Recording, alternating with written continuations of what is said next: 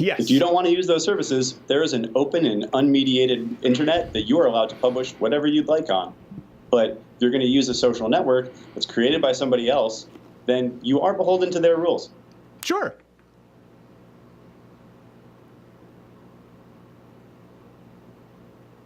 We see the issue here, right? You're the one who has a problem with their rules. Really glad to have our next guest. I think he thinks that I'm the boogeyman. That's usually what people think when they come on this show if they don't necessarily come from the same political persuasion. You can follow him on Twitter at Josh Constine. He's a writer for TechCrunch. Mr. Constine, thank you for being here, sir. Thanks for having me. I'm glad to have you. Now, are you here out of your own free will, or do we need to notify the authorities? Is someone putting the lotion on its skin there? That background looks a little... Yeah, I'm here on my own volition. I'm hoping to have a good civil discussion about some really important topics. Okay, so you are in fact, this is your own basement. No, this is the TechCrunch office. Oh, okay. All right. So I see it, just boosting morale and what have you. Listen, Josh, I wanted to talk with you because I saw your article up here at TechCrunch, and it was titled "Silenced by Free Speech," in which you were putting forth, I don't want to misrepresent you, you're putting forth, I guess, some solutions, assertions regarding the policing, the treatment of speech on social media platforms. I'm not going to lie, I come at this from the other point of view, so I'd love to hear what it is, I guess, in your own words, you were asserting with the article. Yeah, so modern social networks, there's just a fundamental incongruency with being completely and unabashedly open to all forms of replies, insults, and harassment, and being a place for civil discussion of important issues. While free speech is critically important, that right was not designed in mind with people being able to come to you, shout in your face, and say these are their beliefs. Everyone is welcome to speak their own beliefs, but I don't think other people are necessarily obligated to listen or have that speech come into their house, whether you call that somebody coming into your front door and screaming at you or coming to your Twitter profile and screaming at you. And so I believe that social networks need to do more to protect people from this kind of harassment. That's not protecting people from having their own points of view. Nobody should be censored for having those perspectives if they're tweeting them on their own profiles. But when it comes to replies, where a lot of this abuse happens, I think that there needs to be some changes made. And Twitter has announced a bunch of changes to promote safety on its platform, but none of them right now address the fundamental problem, which is in replies. And so in Silenced by Free Speech, I discuss how, some social networks have put up a defense that they're being completely pro-free speech, but in doing so, they're allowing harassers to actually silence other people by bullying them into being quiet. And so, okay. Yes, yeah. Oh, sorry, I don't want to jump, but you kind of unpacked a few things there. Do you mind if I ask a couple of questions? Sure. So you started off with the First Amendment. So I'm interested as to why you started off there and mentioned the founding fathers, mentioned how they couldn't have conceived sort of this interconnectivity as you put it in your article. First off, before we get off on that, do you believe this is a First Amendment issue or a Facebook, Twitter, and YouTube have the right to do what they want as a business issue? Because you start off asserting First Amendment wasn't designed with this technology in mind. Yeah, this is about what Facebook and Twitter are doing on their platforms. As businesses, they are not beholden to unequivocally allow any type of speech. Absolutely. So that is where what I'm discussing here. But then why would you? My question is, why would you start with First Amendment and then go into businesses have the right to do what they want to do?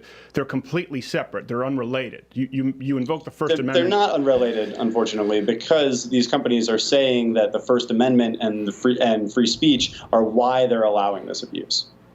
So okay. This is their rationale for not policing their platforms or for not protecting victims is that it's all part of free speech. They're the ones pointing to the First Amendment. They're the ones pointing to the First Amendment, and that's why the first paragraph of your article and the first thing you mentioned is the First Amendment did not account for this technology. So that's your argument in response to their rationale. I just want to make sure I'm understanding this clearly. Yes. Okay. Let's do that first. Where does that line get drawn? Is it at the printing press? Is it with the typewriter? Is it with the computer? Is it with social media? Where does the First Amendment still apply? the First Amendment applies to people's own speech. Okay. So that can be in many forms, but so what would that have to do with technology, though? Because that's your assertion, is that it didn't take into account this interconnectivity, the technology that we currently have. So I'm just trying to clarify what your position is, because I'm not entirely clear in the article, and you went down a few different paths that I would like to explore. Then how does technology? It could not be less relevant. Well, it's obviously very relevant because speech is conducted through technology nowadays. So I don't understand how you could think those things are totally separate. They're separate based on what you just said, that someone has the right to say whatever they want, but then you say that the First Amendment didn't account for current technology. So I just asked you, where does it stop? And you just said it's in relation to your own speech. So does the First Amendment, for example, apply when you're using the telephone, speaking freely with your family members? Does it apply to a town crier? It does. Okay. If you're talking to someone who consensually wants to speak with you on the phone, you're allowed to say whatever you want. But if you call someone at all hours of the night over and over again to scream at them, you can be charged for harassment. Sure. You can be charged for stalking. Absolutely. And isn't it wonderful that with new media, social media like Facebook, Twitter, you can block, you can mute. I think that's the fundamental assertion that I disagree with here, your presupposition that people have to listen. Therefore, the people at the top, from the top down at Facebook, Twitter, YouTube, need to do something about it. No one's forced to use these applications, and no one has to listen. You can't, before caller ID, and you were on a rotary phone, someone called you, asked if your refrigerator was running, you had to say, damn it, and hang up and hope it didn't happen again. Now you know. You can block and mute. Yeah, but if somebody kept calling you from different phone numbers every day, a different phone number, you couldn't block those, right? But that's already a violation of the rules. Exactly, but you couldn't block those phone numbers. You're saying that blocking is fine, but if I called you from a different phone number every day, you couldn't block those, right? I assume that you're obviously drawing a connection here to sock accounts, to bot accounts, to creating multiple accounts for harassment campaigns, because I know you've written about that, and I would agree with you, but that's already a violation of the rules. You're suggesting new rules and stricter enforcement. So I guess my question here is, you say that free speech isn't free if someone is intimidated by somebody else's speech. Am I misrepresenting what you've said there, or is that the general premise? No, you're misrepresenting me. It's not about whether someone is offended. People are welcome to say views that offend other people, but when you start to directly reply to people, when you're shoving that perspective in somebody else's face, it becomes different. It's not about, oh, you're in the street saying your point of view. If that's so, I can just walk away. But if every day you create a new Twitter account and reply to me and put those messages into my timeline, into my replies to mentions, it's different. Well, it isn't allowed to do it on one account, but that hasn't stopped anyone from creating new accounts to do that harassment every day. Well, so that's why I'm saying that the current block options are inadequate. Okay. Well, again, that's not really what you're writing about in your article. You're talking about new rules. No, that's exactly what I'm writing about in my article. Oh, I would encourage people to read it over there at TechCrunch. Fully automatic weapons are already heavily regulated, right? Someone can buy a semi-automatic weapon and transform it. That's illegal. It doesn't change the fact that it's illegal. It's already illegal to create targeted harassment campaigns online. It's already illegal to stalk somebody online. People get banned for these offenses. And the important thing is, for example, threatening somebody, grievous bodily harm, or calling people to violent action, or continually targeting, harassing. The reason that these policies are in place and aren't allowed is because they mirror directly our laws. It's illegal to do that. Going a step further beyond that, which you suggest in your article, then that becomes, as you discuss it, censoring. These were your words, not mine. Then you kind of become the thought police. Yeah, I'm not asking anyone to be the thought police. I'm just saying that if you force people to register their accounts to a phone number, then when somebody is banned, like you said, then that ban actually sticks. What you're saying is that the ban works fine right now, and it doesn't. You know that. You know that anyone can create a second account anonymously, and they can harass somebody again, even if they were banned yesterday. And so, yes, I'm saying that people should have to register their accounts to a phone number, which makes it much more difficult to create new accounts to continue that harassment after they've been banned for breaking the rules. Right. So, so now we're moving forward with solutions. And I appreciate that you actually put forth a solution. You think that a policy should be an account directly tied to a phone number.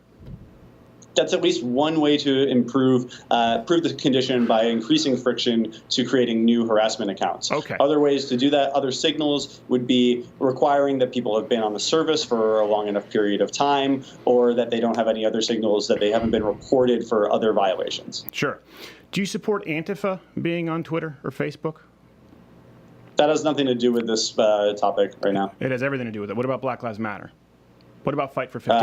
I do support Black Lives Matter. Okay. But yeah, now, but considering that many of these specific people groups about this.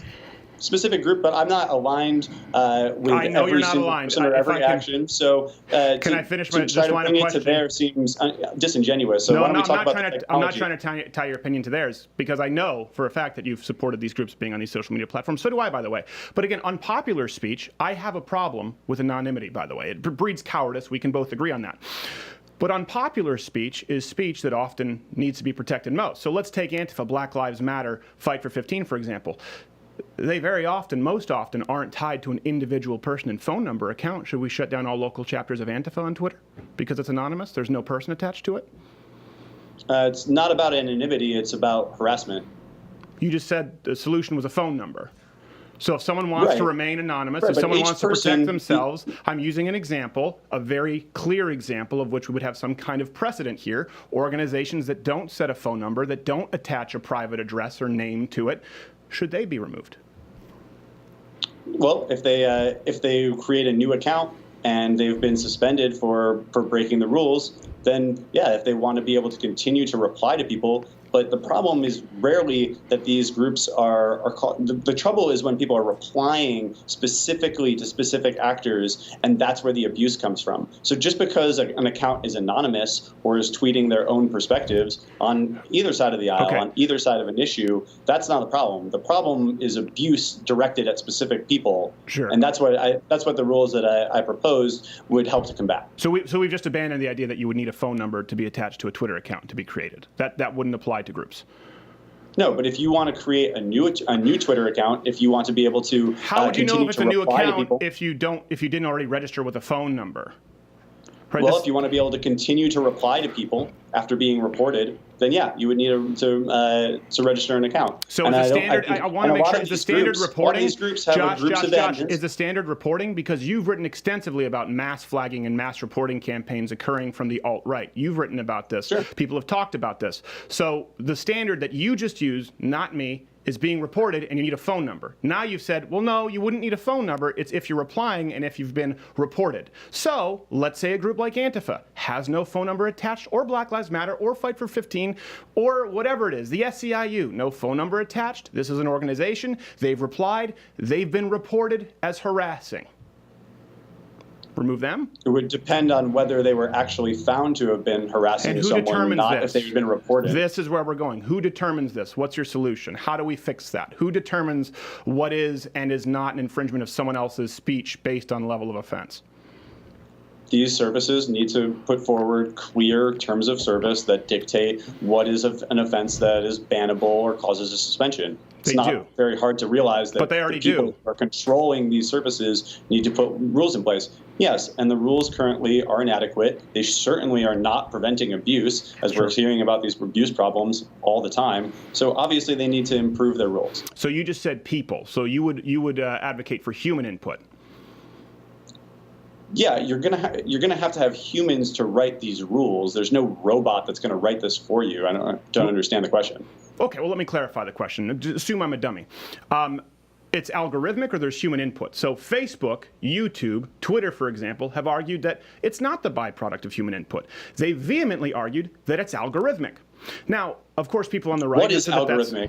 So, of course, people on the right. Let me finish what I'm saying here. I appreciate it. I'll let you answer. They've said it's not human input. As someone personally who was, I think your site actually wrote about this, TechCrunch. I certainly know it was written about at Engadget and Gizmodo when Facebook was found to have had human input determining pages that had to be throttled and could not be viewed. There was Ted Cruz for President, Chris Kyle Foundation, and yours truly. And we had to settle this legally. So I've been through this. I've experienced it. I've experienced the wrath of human input when said human doesn't like what you have to say. Do you see how dangerous it would be to simply give over the rights in this capacity just to someone who can change, by the way? It should change on any given month. What if someone doesn't like what you have to say next month instead of me?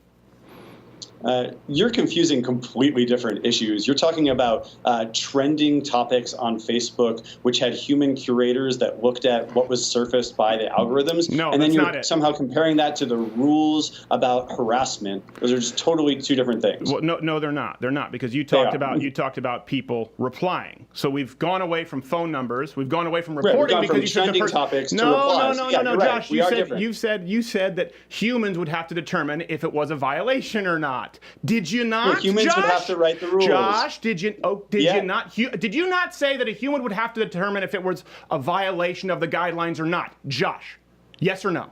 I said that humans have to write the rules. Yes, you want human input. So can you see the problems with, because you keep trying to move away from it. You made that point. I'm not making it up. People can go back to the tail of the tape. So you were advocating for human input. Could you not see how that might be problematic based on the fact that humans have inherent biases?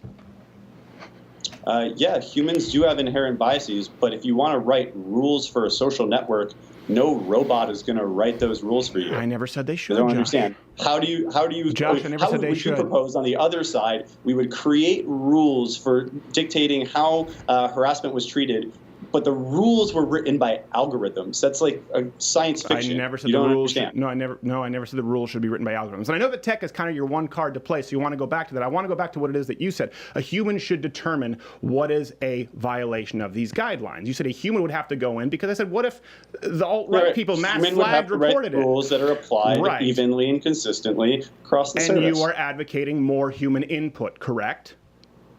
I'm advocating for human input to write rules that are then enforced both by algorithms and by human moderators. Yes, exactly. So you were advocating for more human input. There we go. We've answered that question, both on rules, which wasn't my point, but determining what is and what is not abuse. So alt-right doesn't like what you have to say.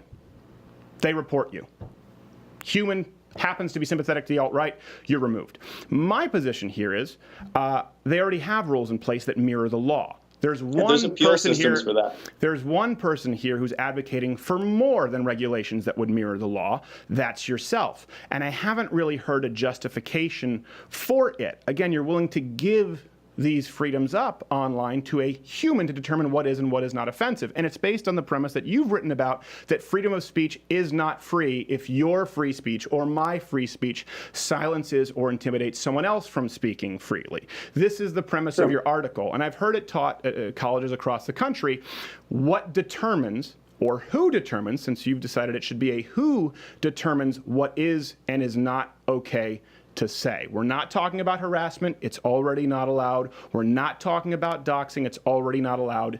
We're talking about offensive speech online, which would be considered a violation of someone else's free speech. Who decides, and what is this violation? The owners of the services that you're using for free. Yes. If you don't want to use those services, there is an open and unmediated internet that you are allowed to publish whatever you'd like on. But if you're going to use a social network that's created by somebody else, then you are beholden to their rules. Sure.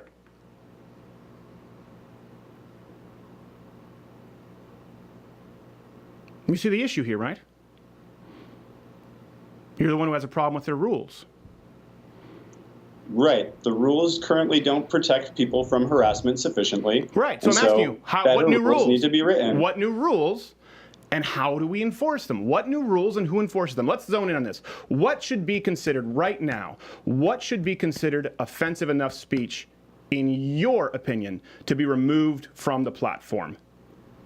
Unconsensual nudity, threats of violence. Unconsensual nudity is allowed and legal on a platform. Sending dick pics or sending pornography is allowed because last I checked, that's a violation of the current services on Twitter and Facebook. What I'm saying is that, yeah, but the rules are not being properly enforced, nor are they strong enough. And so this week, Twitter announced that it was creating stronger rules to more expressly forbid unconsensual nudity, threats of violence, and use by hate groups that have used violence in the past to get their way.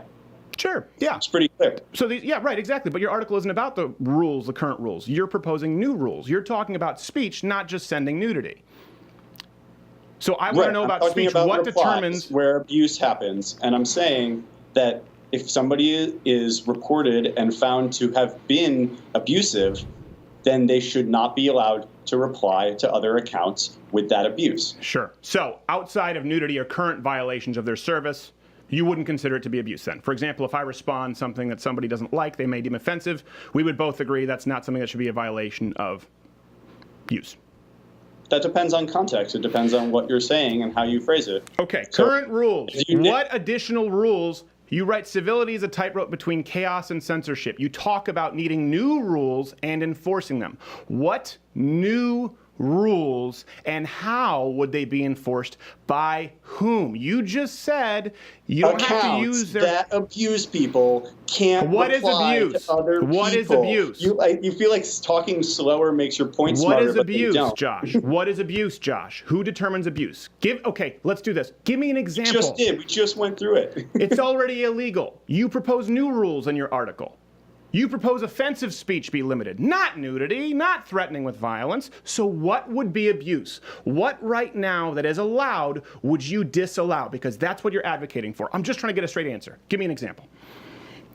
When somebody replies to your account and tells you that they want to hurt you, that they want to hurt your family, and they say awful, unspeakable words to you, and they reply to you every day, and then you report them and they get banned, and then they create a new account and they do that same thing the next day, so that every time you open Twitter, you see that content, no matter how many accounts you ban. That's the kind of rule that I'm that I'm advocating for. It already exists. It doesn't, because this happens all the time to people. And if people commit murder all the time, Josh, does that mean murder is legal? This isn't legal. People need to read your own article. You were advocating new rules. I'm not talking about enforcement. For murder, then you can't create a new life the next day and then go murder someone again. That could not be less relevant to the point, Josh. The point is, Josh, and social networks operate differently than the real world, and I think that that's a problem. Actually, I do. You're the one who doesn't understand what the First Amendment is, apparently, because you go to the founding and the First Amendment and how it couldn't possibly take into account today's interconnectivity. You're the one who invokes the First Amendment. I fully understand how people operate on Twitter and Facebook. My grandmother does when she sends forwards of prairie dogs' testicles, okay? This is not a tech issue just because you write for TechCrunch. We're talking about a freedom of speech issue. These rules already exist. If you commit murder, you get punished. If you send nudity on Twitter, if you commit harassment, you get banned to the best of their abilities. Some get through, just like OJ got through. You're advocating new rules, saying that the rules are not enough, and that people... need to be, in your own words, you discuss the class hierarchy. So let's get to that. Systems of oppression. You talk about white men versus black children. Let's go to that example that you wrote about in your article so that we don't get wishy-washy. Give that example to our audience, why it's a problem and what you think Facebook or Twitter should do about it. Those are Facebook's rules, and if you want to quote my article, you're welcome to. Okay. So you talk about how, for example, in your article, white men would be protected under Facebook, where if you write something negative about white men, that could be removed, correct? That is Facebook's perspective. Right. Well, you write about that. And then you complain that black children simultaneously would not be protected, correct? Correct. Okay, black why children, is that a problem? Because Facebook says that if you have a protected class that is protected against discrimination, which includes things like race, ethnicity, religion, but that term is combined with an unprotected class like age, then suddenly the whole statement is not protected under its abuse rules. And so, yeah, I think that just because somebody says that someone is a white old man, that they shouldn't be subject to abuse when white man is not allowed to be abused. And that seems pretty clear, pretty simple to me, right? Like if somebody was like, all white grandmas are terrible, but don't you think that should be that's abuse, or especially when all white people are awful, that is abuse? The line differentiating those makes no sense, and Facebook has implemented that rule system, but it just needs to be improved. Okay. Now, the reason I bring this up is because when I bring up examples from your article, you move to a different example. This is a concrete example we can use, and I think it's disingenuous. You can tell me if you think I'm wrong. So you say white men would be protected, black children would not. I'm not saying that. This is question. Facebook's rule. Yeah, I know. And you have a problem with the rule and its current implementation, as you just expressed very articulately. So white men is protected, black children are not. Let me ask you this. Is black men protected? Yeah, black men is protected. What about white children? Not protected. So you kind of injected race into an issue where it was irrelevant to the current rules on Facebook. No, the issue isn't black-white. Again, if your issue, I want to clarify it and I'll be reductive. We can do that. If you think Facebook needs to, yes, I'm sure. I know that you did. If your point is that Facebook doesn't take into account ageism, fine. But you use an example of a white man and black children. And that's a disingenuous example, as though Facebook in any capacity is somehow marginalizing people of color. Do you think that those two groups deserve equal protection? I don't think that ageism is the same as race. I don't think that age is as relevant, and clearly Facebook doesn't. I don't think it's I think it's a very disingenuous example. So you're agreeing for you to that, say white males are protected and black children aren't. So you're agreeing that people being abused based on their race isn't okay? We didn't discuss anyone being abused here. We're not discussing direct abuse. We are discussing, you mentioned classes who would be protected on Facebook and who wouldn't. You said white men would, black children wouldn't. The fact is, white children wouldn't and black men would. This is not my rule. It's not a racial issue. But you write consistently about racial issues and minorities who need to be protected. And I understand where you're coming from as more of a leftist. You just said Black Lives Matter, definitely on Twitter, even if they don't have phone numbers. So my question becomes, you've also mentioned actors. I think you've talked about Leslie Jones before. Can we acknowledge that maybe systems of power are different than just race, gender? Maybe Leslie Jones has more power to harass with her millions of followers than a straight white cis male who only has a handful. No, abuse is about the way that people use the platform, not how many people follow it. The potential for abuse. Because you've talked about power and systems of power. If somebody has hate in their heart. So, yeah, it doesn't matter how many followers you have. If you say hateful things, you're abusive. You've talked systemically about social media entities needing to assist with and protect marginalized classes, correct? Yes. Okay. So my point is this. Abuses of power can be significantly more harmful with someone who may be a black female, like, let's say, Leslie Jones, and she creates a targeted harassment campaign, or take your pick, as opposed to a straight, cis, white male. Should that not be taken into account equally when enforcing these rules? No, the content of the abuse should be what's focused on. Assuming the content is this. Well, no, because you write in your article about marginalized classes and systems of oppression and how you have not done enough to correct this. How white males need to do more to correct this. Correct? Incorrect? So do you think that you have less power despite your ethnicity and your gender than Leslie Jones because she has more Twitter followers? Absolutely. You think that because she has more Twitter followers, yes. Let me answer. You're subject to less abuse. Let me do the opposite of what you're doing here, Josh. On the street and see if I don't need to. I can just go on. By abuse. I don't need to. I can just go on Twitter. We're talking about abuses of Twitter rules here, Josh. Remember, this is your article, not mine. That's why we're trying to create Jones so that be or not be able to abuse these guidelines more effectively and more powerfully than, say, my producer, myself? My point is, you use a disingenuous example, as we've just discussed, and you look at everything through the prism of race or gender. You're not taking everything into account, and you want people who share your opinion to be determined. Through the lens of race and gender. I'm saying that abuse is abuse. Okay.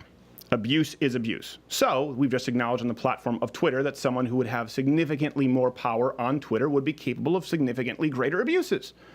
No, we're saying that the content of the abuse is what matters. It doesn't matter. I'm assuming the content is the same. The content is the same. I'm doing the same kind of thing. A targeted harassment campaign. Leslie Jones is. Let's say. Leslie Jones isn't, and you know that. Okay, I'm using it as an example. Abusive campaigns you are is suggesting that it is. I didn't say she did, Josh. So why don't you pick an alt-right figure who's coordinated one of these abuse campaigns, who has lots of followers, and you can use them as your example. Okay, you pick one.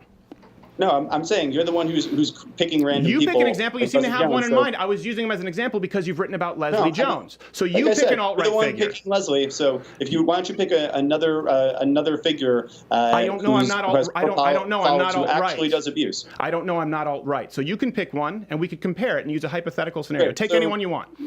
So you don't know, but you're just randomly picking random people. But you said you don't know. No, I didn't randomly pick someone and say that she committed any kind of abuse on Twitter. I was talking about systems of power, as you write about in your article, saying that as a white male, you haven't done enough to correct this. You effectively call to action other white males to correct this injustice online. Correct or incorrect? Am I misrepresenting you there?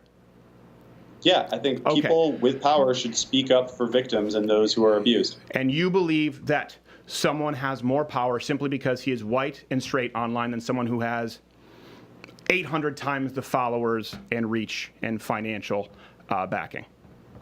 No, what I'm saying is that the content of someone's abuse is what needs to be considered, not how many followers they have. Yes, the content should be considered. So content being equal, let's say alt-right person, okay, does the exact same thing that, I don't know, Leslie Jones, let's say Will Smith, I don't know if he's on Twitter. I'm trying to take any minority here. I'm not attributing it to any specific minority. Maybe he's not on Twitter. I have no idea. Maybe it's not about minority. Maybe you just pick 2 white people, one with more followers. And no, I'm picking it because it's your example where you call on people to fix these systems of oppression. You specifically call on Facebook, Twitter, and white male writers to rectify this situation. That's what you write about, based on race. Your entire article is written through the prism of race. And what I'm saying is when you're not. You read race into everything, apparently. But yeah, I agree. White men do need to stand up for those who are abused. Okay. And you don't see that as a statement based entirely on race?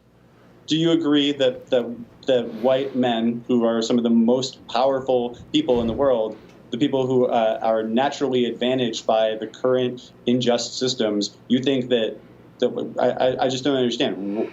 You don't think that they should stand up for victims? No, I think everybody should. Right, but should white men stand up for victims? They would be included amongst everybody. Yeah, but do you think that they might have outsized responsibility because they have outsized power? No, I just base it on the content.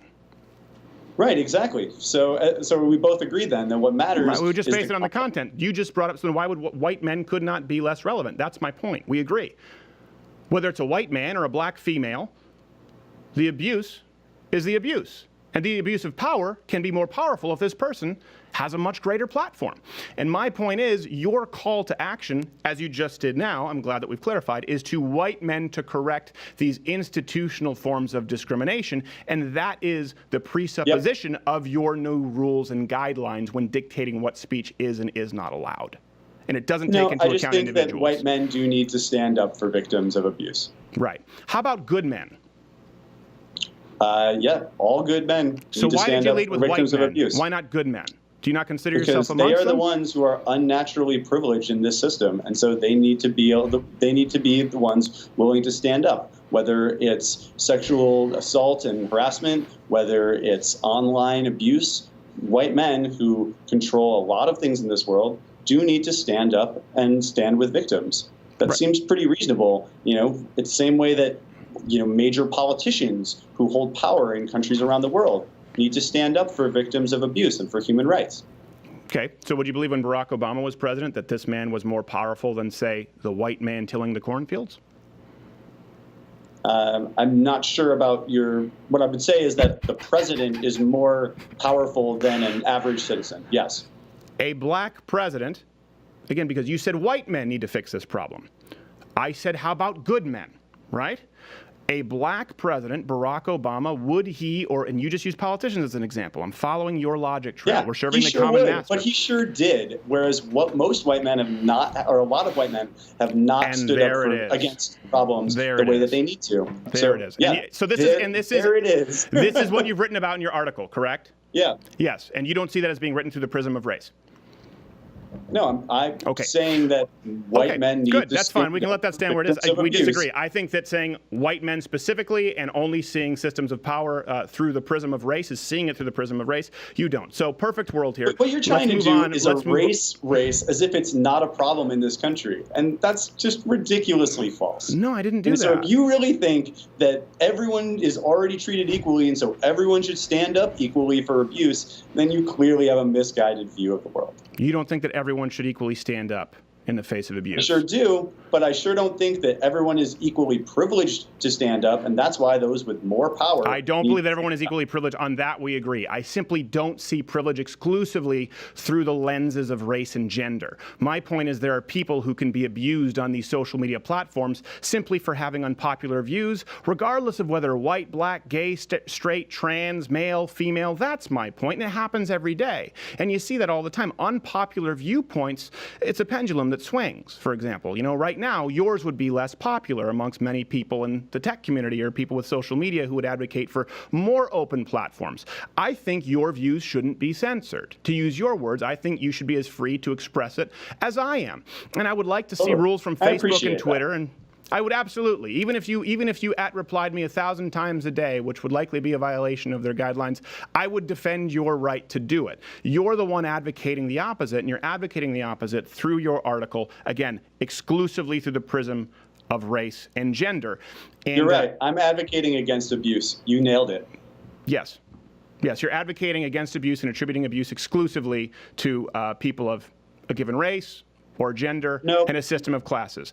You just asked. Not attributing. Yeah, listen, we're not going to read. Let's go back. Race. Let's finalize on this. Closing thoughts. What happens in Facebook, Twitter, YouTube, in your perfect world? What happens right now? What is YouTube, for example, missing? My article was about Facebook and Twitter. I think okay, YouTube what is has Facebook and Twitter complicated missing? Problems. Facebook needs to create policies that understand where privilege lies and does not protect people or does not allow abuse of certain races just because there's a modifier like age attached to them. Yeah. And Twitter needs to create better rules to prevent abuse through the reply system. Sure. Yeah. That's well, you write for a major publication like TechCrunch, and we're an independent outlet. So I would love to see you go on your own and see where the privilege lies. That's my point. We just need to let free speech be free speech for all, regardless of race, gender, orientation. Then it becomes a really simple issue. May sound reductive. Hey, maybe it is. Either free speech applies across the board. It sounds like it means that people who are abused don't need any special help. Yeah, I know. When you hear it that way, if you hear it through the ears of race, yeah, you would hear me saying that people should be abused. Josh, thank you so much. We'll have you back, and we'll talk about this more. I'm sure you'll write about it, no doubt. People, you can comment and see where your opinions line up. I appreciate Josh coming on here. It's very difficult often for us to get people with opposing viewpoints to discuss these issues. I really do appreciate it. Josh, thank you very much, sir, and we'll have you back. Hey, did you like this video? What, you didn't? Oh, you're a cat person? Well, that makes sense. Disregard him and or her/Z. Everyone else, hit the subscribe button and leave your comment below as to why you like this video. Hey, you know what? Crazy cat, you can get back. You can comment below too as to why you don't like it.